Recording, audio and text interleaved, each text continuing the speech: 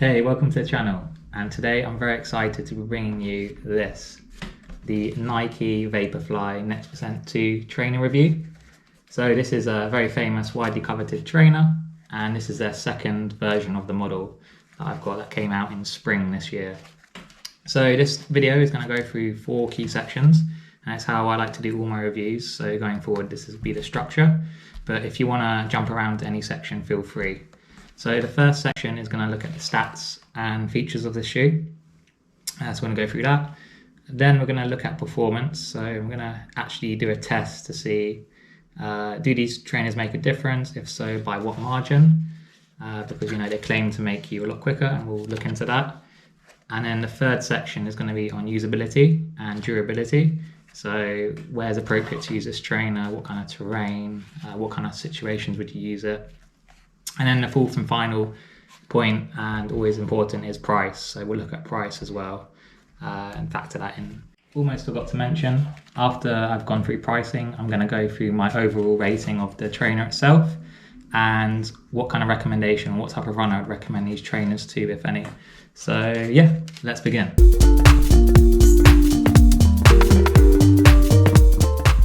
Okay, let's kick off with some stats. And this is just a video of me unboxing the trainers to begin with, which I thought would be quite cool to show in the background. So in terms of weight, the trainers that I got are 187 grams in weight. That's for a UK size 9. In terms of sizes that Nike sell, from the UK it's 5.5 to 14 in size. If you're from the US, that's 4 to 15. And if you happen to be from the EU, that's 38 to 48.5. So those are all the official sizes I could see on the Nike website. The midsole stack height is the maximum allowed at 40 millimeters. So it's very notable, the heel size, and that is the maximum allowed. But because of that, they are approved by World Athletics, so that you can use them in official races. Because of that, there's also more than enough cushioning for long distance runners, marathon runners. There's more than enough cushioning in there for you guys. The Nike's famous 100% ZoomX foam roll is used, and that's really good to hear and see. That's pretty much across the board for most of the Nike's trainers now. And their secret weapon is a full-length carbon plate, which you can't see, but it's buried within the shoe. And this gives you a spring-loaded kick, and it's the reason why they're highly regarded as one of the best trainers, one of the quickest trainers. Moving on to the specific features, there's some really nice touches that Nike have included in this trainer. Some of them are more subtle than others, and I'll just go through some of my favourites that I've seen. So firstly, in the heel, you have inside cushioning, which really prevents blisters. I've never had any blisters at all running these trainers. And as well as that, you also have a slight cushioning on the tongue as well. So you'd do very well to get any blisters at all running in these. Next is perhaps the most obvious change, definitely from the first Vaporfly to this second edition, is the fact that it has entirely breathable mesh on the top. It really helps to keep your feet cool and obviously breathing. So that's a really nice upgrade in my opinion from the first Vaporfly to the second. And my favourite change, and it's subtle to some but really important to me, is the fact they have gripped laces. So I used to have a pair of Adidas trainers, Solar Glides, and those laces came undone all the time. Really frustrating. Whereas these laces have never come undone on me. So gripped laces, such a subtle feature, but so important when you're in a race. So really is a favourite of mine that has grip laces.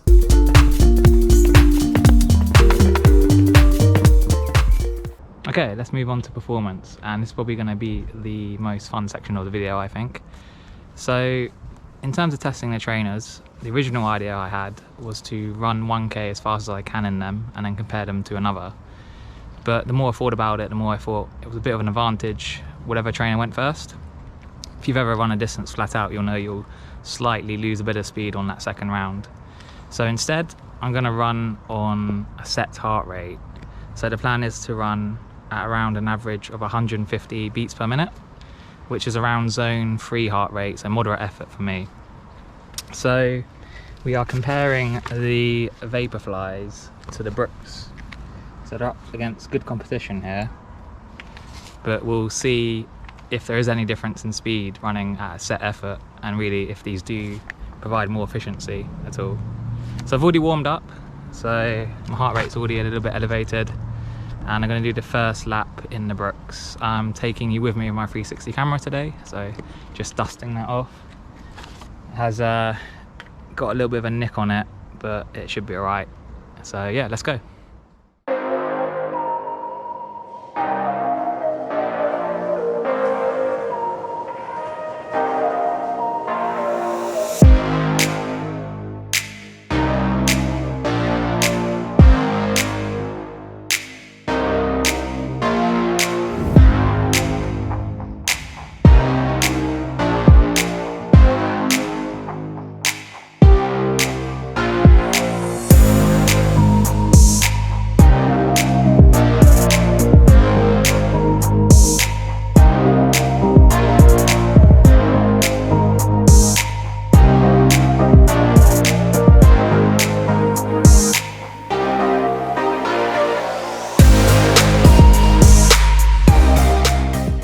Okay, so that's the lap with the Brooks adrenaline's done.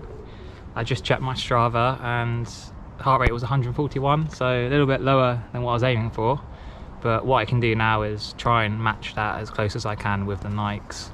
So yeah, I did it in 5 minutes 18 seconds, so that's the time to beat. Just gonna put on the Nikes and then we'll go again.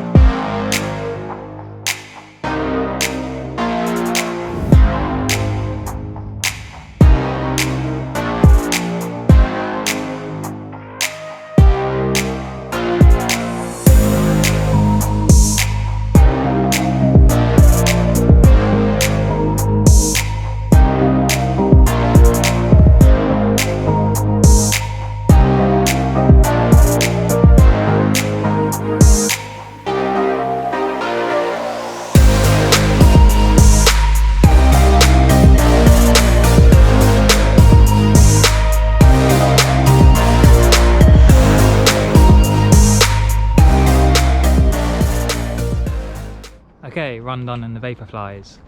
So if you remember, the Brooks wore 5 minutes 19, heart rate of 141.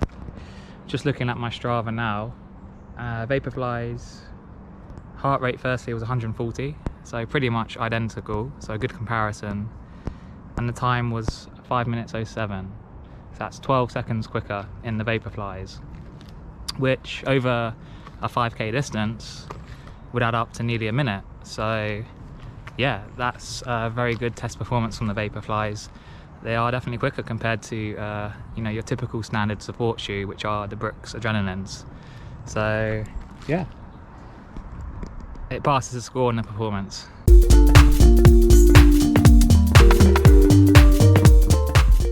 Okay, let's talk about usability.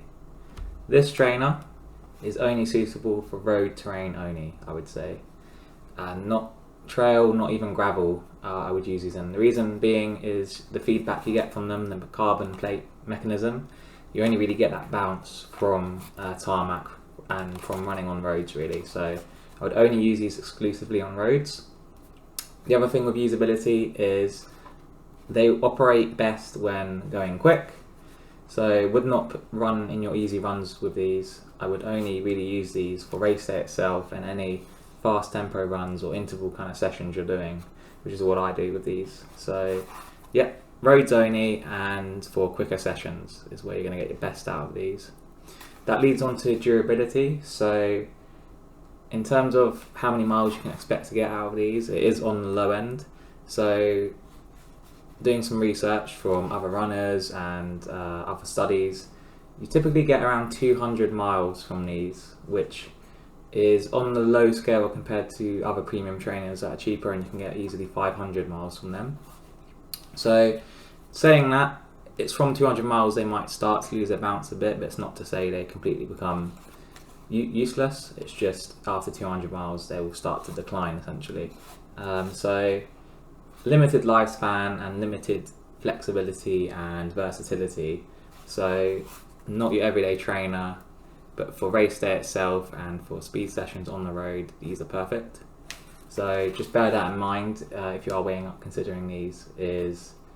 Yeah, it's not going to last forever and you are limited to the terrain you can use them. So that's everything on usability and durability.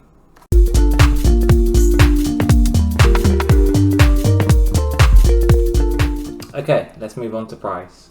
So we know the Nike Vaporfly is very much a premium trainer, but it really is the top end of premium trainers.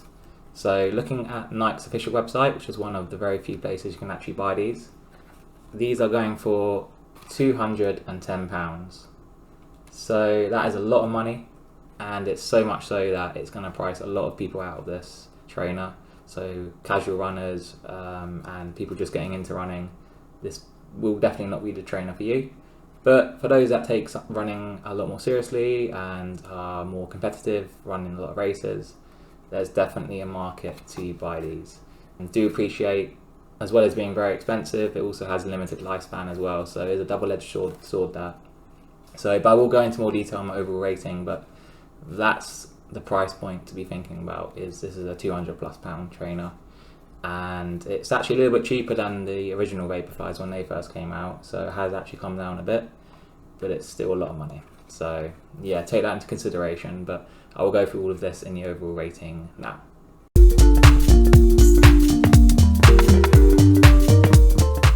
Okay, let's go through the overall rating of these trainers. So I've covered 4 categories throughout the video, and I'm just going to rate each one now. So firstly, we looked at stats and features. I'm really impressed with the features Nike have included in their trainers. Some of them subtle, some of them a bit more obvious, and I have to give it a 5 out of 5. It really makes for an impressive trainer, good quality. All of them enhance the trainer in many ways, so yeah, 5 out of 5 for the stats. Next was performance. So I did a little test run, just over 1k, and it was clear to me to see the Vaporflies do really make you quicker. It may only be subtle, but it definitely makes a difference. So again, for performance, I'll give that a 5 out of 5. The next category I covered was usability and durability. So for this one, I'm actually going to score it 3 out of 5. And the reason it's not higher is, as I explained, it's only suitable for road conditions. And while that will be the main terrain you run on most of the time, it rules out trail running, and it does rule out any other variation of terrain. The other reason it scores lower is that the mileage you'll get out of them is on the low end. So most typical premium trainers, you should be getting about 500 miles. For what I've seen, the Nike Vaporflies struggle to get to that. So it's a 3 out of 5 for usability and durability. Finally, we went through price, or a better way of phrasing it is value for money. So for this category, again, I'm going to score it at 3 out of 5. The reason being is it is a lot of money. It's over 200 quid, and I was tempted to rate it lower, a 1 or 2, but you are getting a great quality trainer. So it balances out to a degree, and I do feel Nike, though they have decreased the price from the first version to the second, I feel if you can get it under £200, it might bump up the score a bit. So you have to always consider you are getting really top range trainer here, but it is pricey for what it's valued at. So that's a 3 out of 5 as well for that category. So taking all 4 of these categories into account, I would rate the Nike Vaporflies an overall rating of 4.5 out of 5. I think it's a fantastic trainer for what it is, and I can't think of many better that you'd want to be wearing at a race. Can't think of many better that are quicker as a trainer. The only aspects that let it down are it is a little bit on the pricey side, and the lifespan is a little bit limited. If either of these categories could be improved slightly, I would say this is a 5 out of 5 trainer, and that's something perhaps Nike can strive towards if they make an additional version of this next year. So thank you so much for watching. That is the end of the review, and if you are watching at this end stage, thank you so much for watching all the way. I do have one favour to ask. Don't worry, it's not to like or subscribe, but yeah, feel free to do that. I did put a lot of time into the video, but it's just to leave a comment below just let me know what you thought of the review. If there's anything you liked or anything you feel I missed. This was my first review on trainers, so I'm planning to do a few more, and yeah, any constructive feedback would be great because I can then incorporate it into future videos. So yeah, thank you again for watching, and to my subscribers, I will see you on the next upload.